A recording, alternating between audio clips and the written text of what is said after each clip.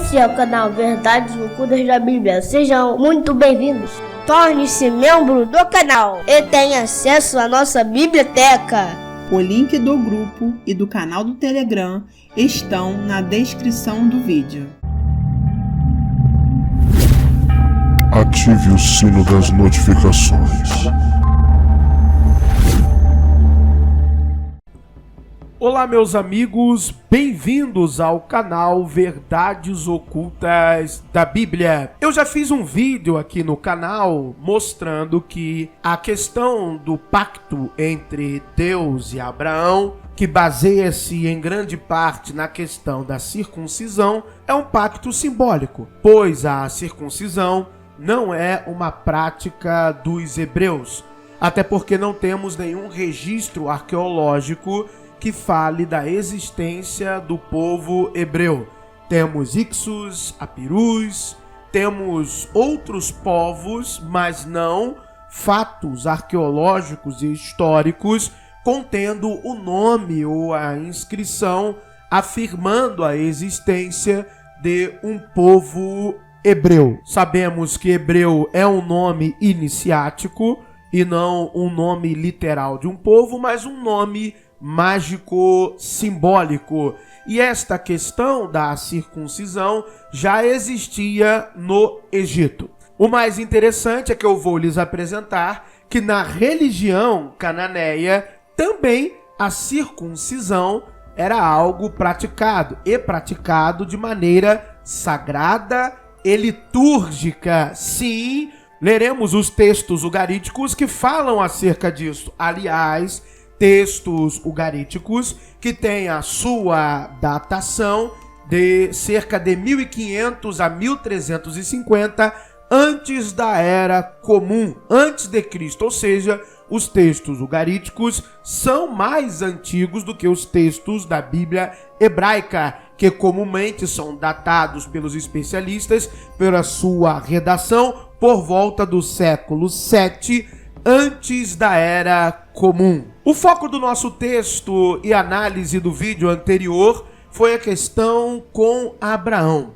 Nós hoje veremos aqui no canal um texto muito curioso mesmo, de Gênesis 34, da ocorrência que a narrativa textual irá trazer, que acontece com Diná, filha de Lia, filha de Jacó, e o chamado homem príncipe Siquém, filho de Hamor, o Eveu. O texto vai dizer que ele a tomou, deitou-se com ela e humilhou-a.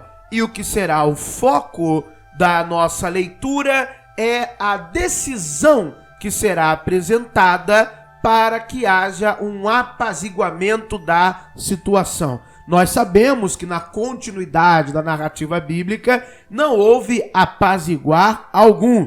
Levi e Simeão agiram com muita crueldade, de acordo com a narrativa bíblica, em um desfecho contrário ao que se havia proposto e numa maneira de, vamos dizer assim, honrar a sua irmã, honrar a pureza da sua irmã Diná. Nós faremos a leitura do texto bíblico, Gênesis capítulo 34, versos 15 ao 18. Quando realizarmos a leitura dos textos ugaríticos, ou melhor dizendo, do texto ugarítico que faz a menção litúrgica acerca do ato da circuncisão, leremos o livro do professor Nicholas White, Religion Texts from Ugarit, segunda edição. Ou seja, vamos reforçar a prática da circuncisão, já existia no Egito e também na própria Cananéia. Não é um pacto de uma divindade com um ser humano. Nós veremos até na leitura do texto ugarítico mais adiante que é uma divindade que é circuncidada. Vamos à leitura do Gênesis primeiro. Vai dizer assim: nisso, porém, consentiremos a vós, se fordes como nós, que se circuncide todo homem entre vós. Então, dar-vos-emos as nossas filhas, e tomaremos nós as vossas filhas, e habitaremos convosco, e seremos um povo. Mas, se não nos ouvirdes e não vos circuncidardes, tomaremos a nossa filha e ir-nos-emos. E suas palavras foram boas aos olhos de Hamor e aos olhos de Siquém, filho de Hamor. Então, é um acordo simples. Vocês vão se circuncidar e aí nós ficaremos de boa. Haverá uma união, haverá um casamento. Não somente entre aqueles que estão envolvidos no episódio, Siquém e Diná, mas também nós envolveremos toda a tribo, toda a terra. Isso é que a narrativa conta. É claro que também esse texto tem um pano de fundo político, social muito forte. Sim, muito forte. Mas também há, numa camada textual, a questão da implicação sociocultural religiosa. Porque, de acordo com os textos ugaríticos, ou de acordo com um texto ugarítico, o casamento, a cerimônia, o matrimônio, dentro da religião, de acordo com o exemplo divino, pode ocorrer quando o homem é circuncidado. Exatamente. O homem passa por um rito de circuncisão e aí ele vai ao matrimônio. Então vamos à leitura do texto ugarítico KTU 1:23, ou na nomenclatura americana CAT 1:23, do verso 8 em diante. Coma de qualquer um dos alimentos e beba do barril qualquer vinho. Saudações, rei, saudações, rainha, sacerdotes e víveres do templo. O Senhor e Mestre sentou-se entronizado. Em sua mão, o bordão da esterilidade. Na sua mão, o bordão da viuvez. Os que podam a videira o podaram. Aqueles que amarraram a videira o amarraram. Vou parar aqui a leitura rapidamente para vocês entenderem esse contexto, de acordo com a explicação do professor Nicholas White. O bordão aqui é a ferramenta, o órgão genital da divindade. E olha só que interessante, há uma menção à questão da não circuncisão, que é a poda aqui, e a questão dele ser amarrado. Você pode ver também no painel egípcio que está passando aqui no nosso vídeo, que era necessário amarrar o cara, segurar as mãos dele com força, porque era um processo dolorido. Não havia necessariamente uma anestesia geral ou algo que pudesse, de fato, tirar toda a dor enquanto o ato da circuncisão era realizado. Então, esse bordão é o órgão dele. Então, haverá a continuidade do texto.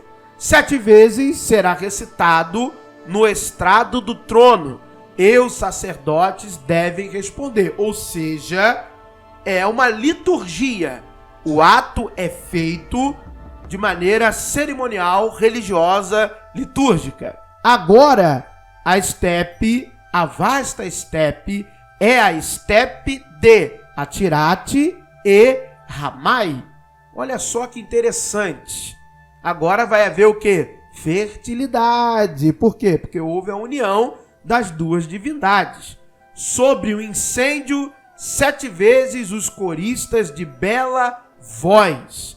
Aí o texto tem a sua fragmentação da continuidade, mas dá para entender claramente, sobre o incêndio, sobre, o ato sendo praticado, um cântico é entoado. Aí depois vai ter uma fórmula de alimentação: coentro no leite, hortelã na manteiga, e sobre o caldeirão 7 vezes deixe incenso ser queimado. Após uma fragmentação do texto, olha o que vai dizer Ramai: saiu e Atirate partiu. Eles se cingiram, e seu nome deixe o sacerdote exaltar.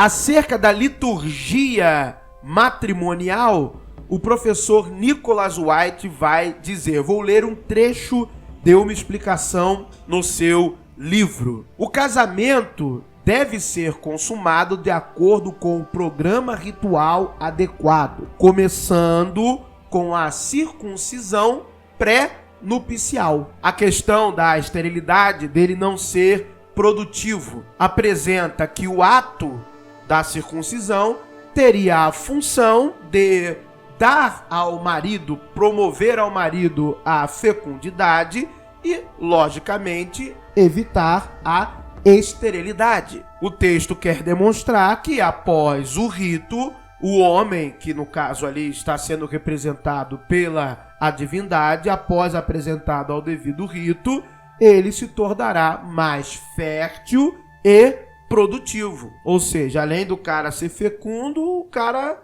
vai conseguir muito fazer o ato de fecundar. Então fica claro, a circuncisão não é um pacto entre Deus ou deuses e uma pessoa, uma divindade, um homem. Na verdade é uma prática higiênica que, claro, no mundo antigo era tido também como uma prática ritualística, fazia parte da religião, da socioculturalidade do cotidiano, ou seja, uma prática comum e normal, que apenas no símbolo de Abraão, no caso da Bíblia hebraica, tenta ser um modelo para que todo homem possa reproduzir assim o cuidado higiênico, garantindo a continuidade da sua prole, consequentemente da tribo, consequentemente da cidade-estado, da província e consequentemente da nação.